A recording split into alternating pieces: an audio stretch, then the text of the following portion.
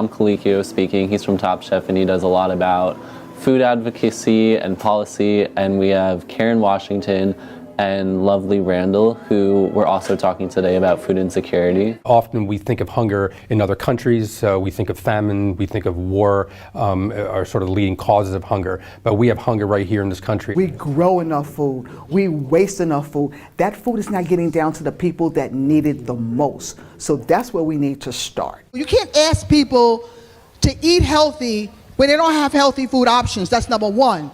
It's not rocket science, the fact that cheap processed food ends up in poor neighborhoods, urban or rural, and healthy food is in wealthy neighborhoods.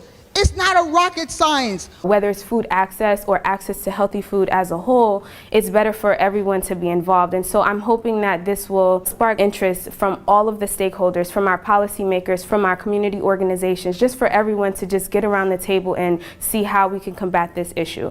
The lack of adequate, nutritious food is the most basic human rights violation in the world today.